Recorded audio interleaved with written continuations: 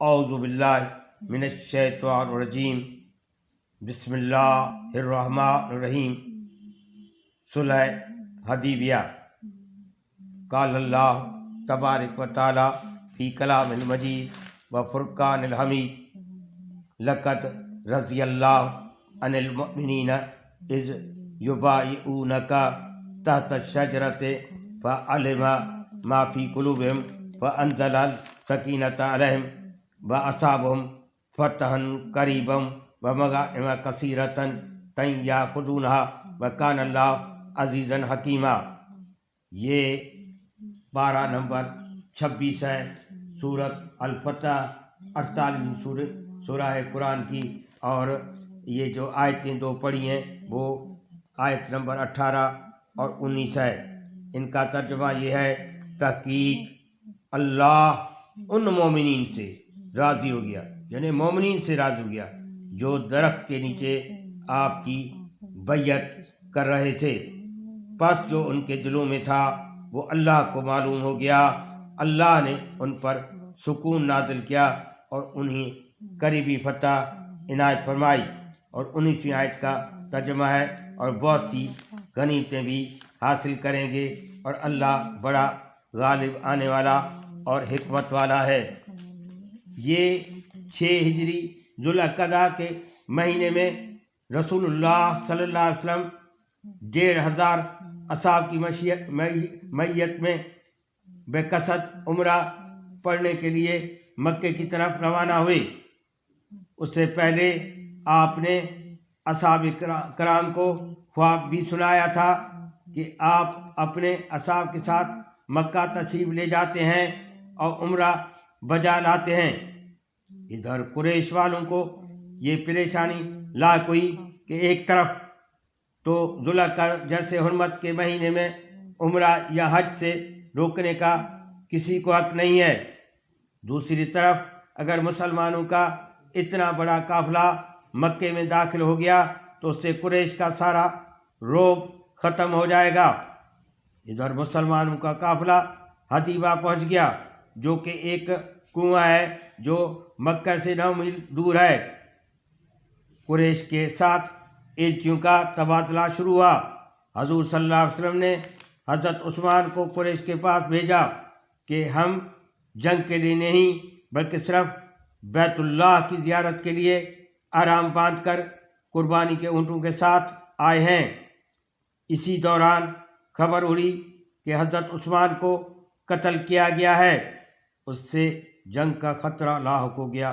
جب مسلمان جنگ کے لیے تیار ہو کر نہیں آئے تھے، رسول اللہ صلی اللہ علیہ وسلم نے اصحاب کو جمع کیا اور جنگ سے فرار نہ کرنے پر سب سے بیعت لی، جو بیعت رضوان کے نام سے مشہور ہے۔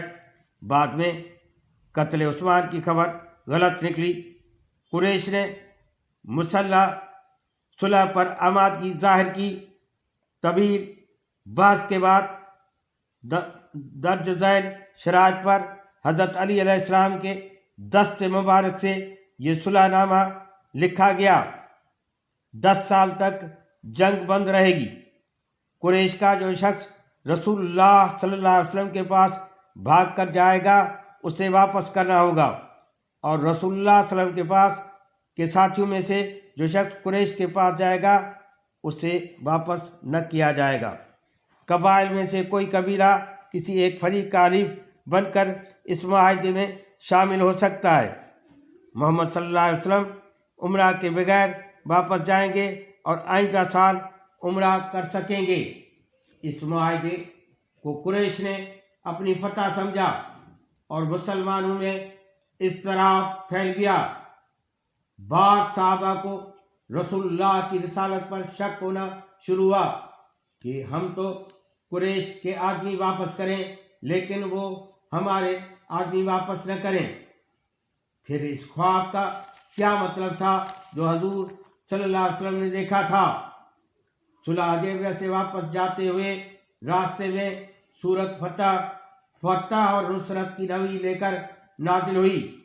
چنانچہ بعد میں سب نے عملاً دیکھ لیا کہ اس معاہدے کی برکت سے اسلام کو ایک باغیانہ تاریخ کی حیثیت سے نہیں بلکہ ایک دین کے طور پر تسلیم کیا گیا۔ جنگ بندی سے امن کی فضا بحال ہو گئی، جس میں اسلام نے خوب پھلنا پھولنا شروع کیا۔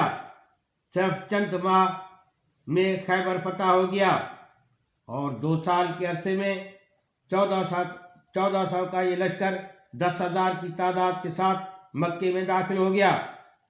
یعنی اس صلح سے آپ کے لشکر کی اگلی پچھلی کوتاہیوں کی تلافی کر دی گئی اور اس صلح سے فتح اور نصرت کے دروازے کھل گئے، جو پچھلے 19 سالوں میں ممکن نہ ہوا تھا۔ اگرچہ یہاں خطاب رسول اللہ سے ہے، لیکن کوتاہی خود رسول سے صادر نہیں ہوئی، بلکہ اس مشن میں تاریخ کے لوگوں کی طرف سے وقتاً فوقتاً کوتاہیاں ہوتی رہیں۔ مسلمانوں کا قافلہ نہتا ہو کر اس دشمن کے پاس جا رہا تھا۔ مسلمانوں کے خون کے پیاسے ہیں جنہوں نے 1 سال پہلے مسلمانوں کے خلاف احزاب کی جنگ لڑی تھی۔ اس وقت اللہ نے ان کے دلوں میں سکون نازل کیا اور ایمان کے درجات ہوتے ہیں اور مختلف حالات میں انسان کو ایمان میں تقویت یا کمزوری آتی ہے۔ منافقین کو یہ گمان تھا کہ اب مسلمان اس خطرناک سفر سے واپس رہیں گے۔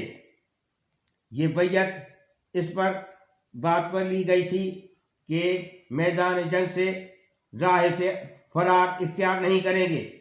اس کی بیعت کو الہی قرار دے کر اللہ تعالیٰ نے اپنے رسول کے اپنے ہاتھ میں قرار دیا۔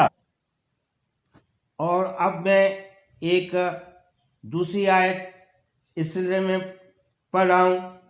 لقد صدق اللہ رسول الرؤیا بالحق لتدخلن المسجد الحرام انشاءاللہ آمنین محلقین رؤوسکم ومقصرین لا تخافون فعلم ما لم تعلموا فجعل من دون ذلك فتحا قریبا۔ اس کا ترجمہ یہ ہے، تحقیق اللہ نے اپنے رسول کے حق میں مبنی خواب کو سچا ثابت کیا۔ اللہ نے چاہا تو تم لوگ اپنے سر تراش کر اور بال کتوا کر امن کے ساتھ بلا خوف مسجد حرام میں ضرور داخل ہوگے۔ پس اسے وہ بات معلوم تھی کہ جو تمہیں نہیں جانتے تھے، پس اس کے علاوہ ایک نزدیکی فتح ممکن بنا دی۔ یہ جب مسلمان حدیبیہ سے عمرہ کے لیے بغیر واپس ہو گئے تو انہوں نے یہ سوال اٹھنا قدرتی امر تھا کہ پھر اس خواب کا کیا نتیجہ تھا جو حضور نے دیکھا تھا۔ اللہ تعالیٰ نے خود وضاحت فرمائی کہ وہ خواب سچا ہے اور پورا ہونے والا ہے۔ اللہم صلی علی محمد و آل محمد۔